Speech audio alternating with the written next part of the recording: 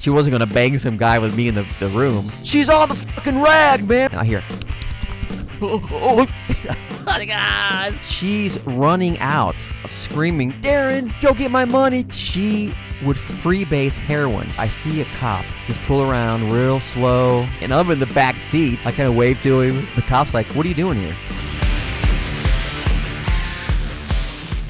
I'm from Granite City, Illinois. It's a little town in southern Illinois, right across the river from St. Louis, Missouri. I was in my first garage band when I was 16. I knew this is what I wanted to do. Music was my jam, performing, being in front of crowds, the whole camaraderie with the band members and writing and all that stuff. So my parents made a bet with me. If I get my college degree, they will help me get to California. Now, they'd heard me talking about it for 2 or 3 years now, go to 1 year of school somewhere in Illinois, and then if you still want to get out to California that bad, we'll help you. So halfway through that first year at Illinois State, after that first semester, I came home in tears. I was just like, oh my gosh, I have to go to California. I have to pursue what I am passionate about. And I was 19 years old. My parents helped me get out there. God love them. So I enrolled in San Diego Mesa College. I just turned 20 by the time I moved out there. I was about an hour and a half, 2 hours south of LA.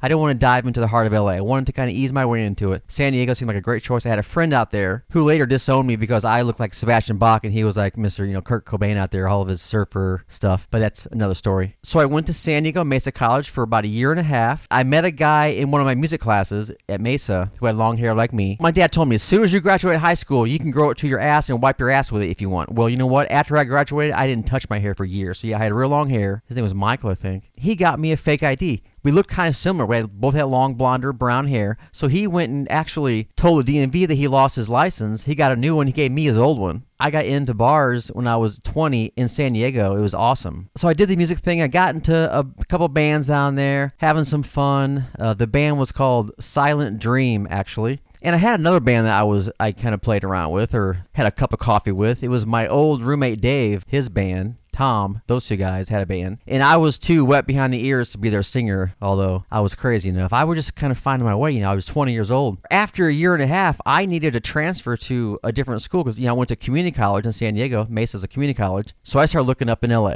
Cal Poly Pomona was the school that I ended up choosing, about an hour east of LA. So I went to Cal Poly, graduated. My parents were like, well, what are you going to do? You've been out there for a while. I'm like, oh my gosh, I got my degree. I'm just getting started now. So I moved to the heart of LA. Studio City. Helped a band there, moved to Marina Del Rey, got in a band, Smackerjack. You guys have heard me talk about it. My boys in Smackerjack. So I worked at K-Rock Radio. That was my first firing. That's a whole nother story. Whole nother show. I was in a Studio City house right off Laurel Canyon. There was an actor, a couple musicians there. We had a blast, parties. I was their roadie. I was doing some demos on the side, kind of, feeling my way. And then at the Marina Del Rey house, I started looking for a band. I said, it's time for me. I've been studying kind of some people, hanging out with those guys. I know the scene a little bit. People know me. People like me. It's time for me to get my thing going. So I put an ad out, and I met this guy, Evan, and we partied it up in Smackerjack like, oh my gosh. I mean, everything that I could imagine doing in a band out in LA, we did it and then some. It was absolutely incredible. The stuff we did and the stories and the fights and the stuff we did for extra cash. We started doing Ear Candy, then Smackerjack. At that point, we had been in the Marina Del Rey house partying. I mean, people knew if we played a gig, no matter what day it was, no matter where it was, if it was in Hollywood or Long Beach or wherever, the West Side, it didn't matter. If Smackerjack played, there was a party at the house afterwards. And so we partied our brains out, had the cops called us at 4 or 5 in the morning, plenty of times. So several years in, living in the Smacker pad, I got my own place in Venice Beach. I'd had roommates now for a long time, so it was time for me to do my own thing, get my own apartment. So I found a killer little apartment right off Venice Boulevard. So I'd worked at labels and all kinds of things, different odds and end jobs whenever I was living at the Smacker pad doing Smackerjack. But when I moved to Venice Beach, I had to pay a little bit more, so I had to get like a real job and stick with it. So I started getting into substitute teaching. My mom and dad are both teachers, but it took a while for it to come through. You had to go through all kinds of testing and background checks and fingerprinting, and so you had to go through all kinds of stuff to get your sub certificate or whatever they called it. In the meantime, while I was trying to figure out what to do until I started subbing, because subbing, you make pretty good money out in LA.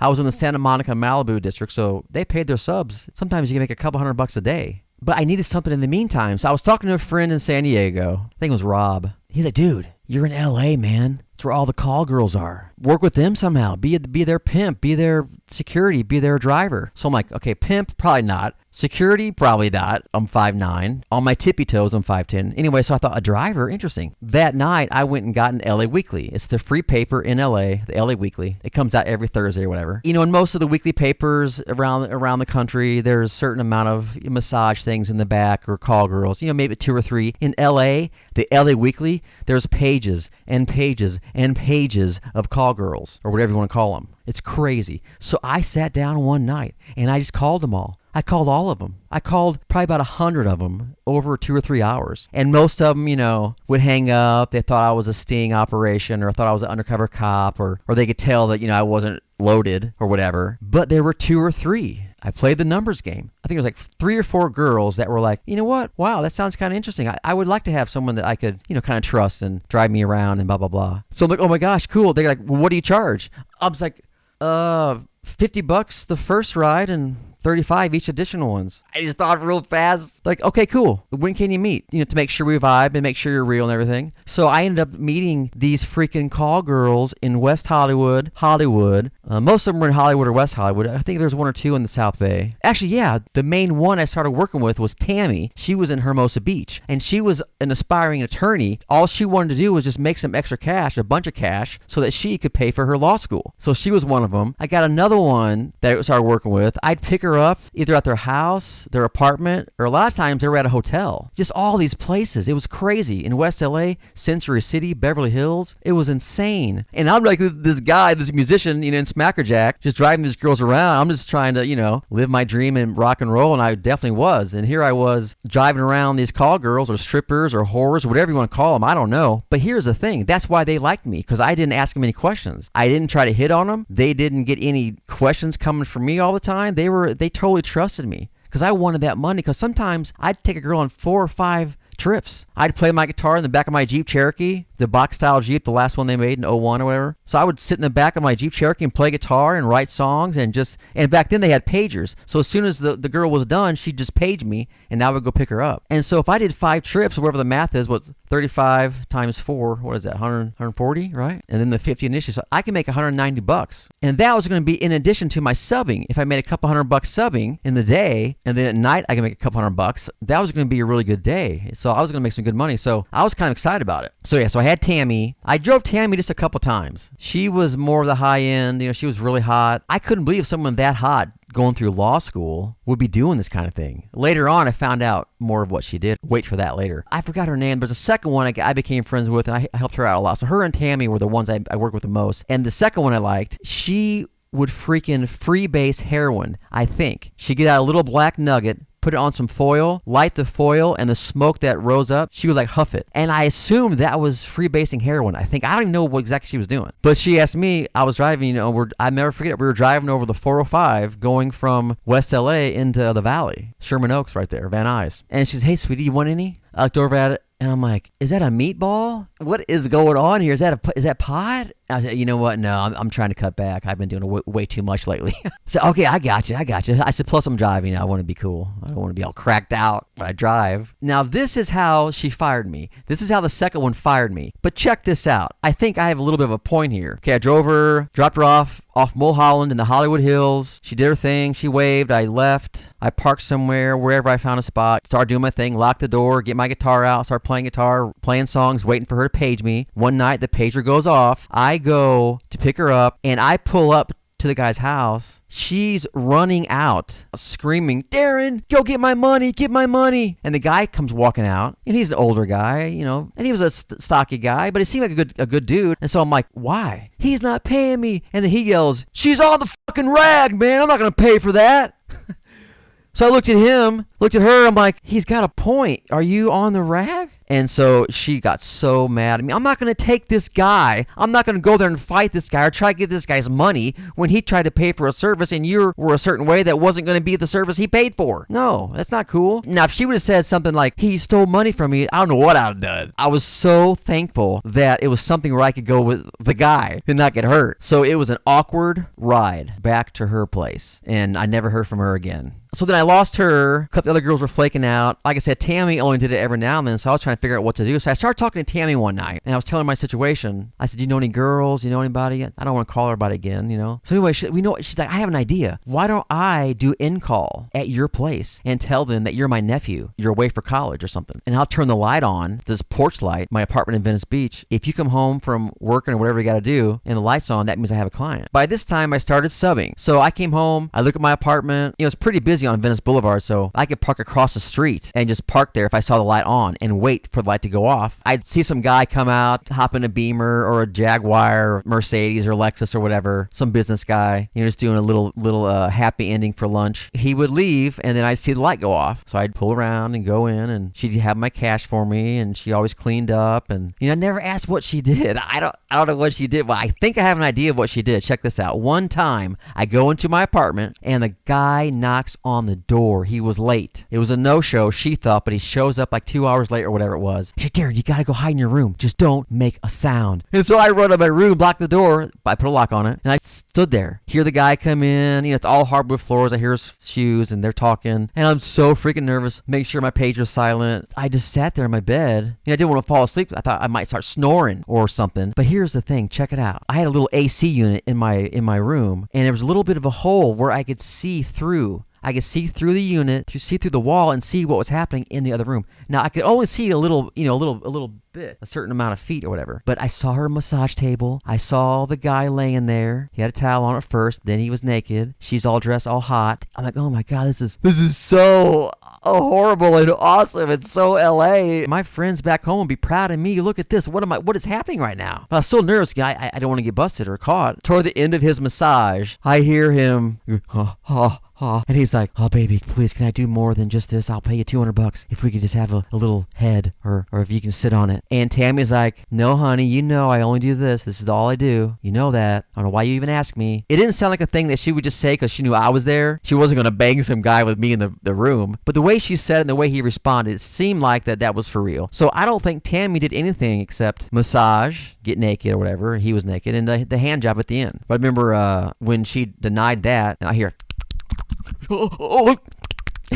It's so crazy. It's so weird. Anyway, he pays her. He leaves. She comes, knocks on the door, said, okay, you're good. Paid me some more money right then, because he showed up. I mean, it was just a crazy, awesome thing. I mean, I had an in-call girl. We had a little system down. She would do her thing with the massage table there in my place. I felt better that she wasn't banging guys. It was just handies and massage. Now, we ended up kind of parting ways. She, I think, met a guy and started getting busy with him. Then she started law school at some point. I kind of had my fill. I did it for probably about a year. But it was a win-win. I was getting paid. They were getting paid. The guys were getting what they wanted. There's one more thing that happened here. I forgot about this. Most of the jobs were at houses, but there were a few here that were at apartments, and then a couple were at a hotel, which is always weird. Most of those girls avoid hotels. You know, that's where usually they have stings and stuff. One night, I drop off one of the other girls, not the two I talked about, some other girl, I forgot what her name was. She went into the hotel. You know, I just parked kind of away, got my guitar out, started doing my thing. Next thing I know, it's about a half hour later, I see a cop just pull around real slow. He's going to each car, kind of shining his light in real slow, and he comes right to me. He comes right at me, like perpendicular, and just stops and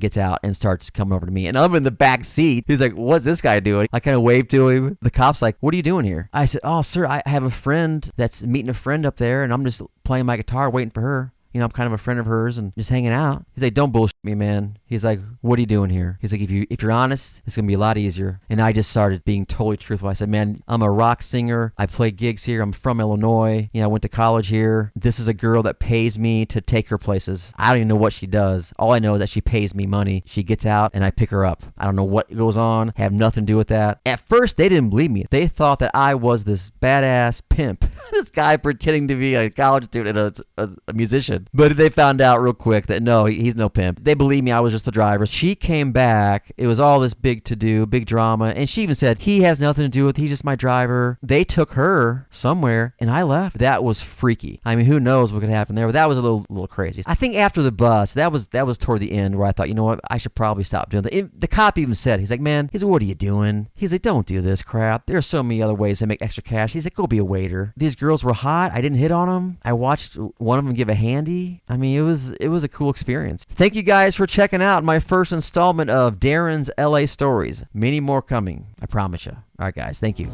Yeah, I was thinking of something I didn't say when I was on the mic, but I remember after Tammy would leave, I would always Febreze stuff, and if there's anything weird, like any kind of liquid somewhere or anything that looked like a smear of anything, I would spray it down and wipe it off. So, and she did as well. So, and these in-call jobs, because Tammy was so hot and everything and so cool, she could charge more. She took care of me, you know. Tammy took care of me. It was a lot more than 50 than 35. I mean, she was making 500, 600, 700 per one, so she would give me a couple $100 for one or two of them. It's awesome. It was awesome, man. Tapping into this side of me, I love it. I can't be in this moment or this mode all day long, every day. I gotta find a way to tap into it. I went and got my Venice Beach shirt on. All right. Do I wait for the screensaver to come on? Or is that distracting if it isn't on, then it pops on? It comes on in like 2 minutes, so we'll wait for that to come on. All right, guys, this is fun. I am excited, guys. This is cool. Who cares about the screensaver?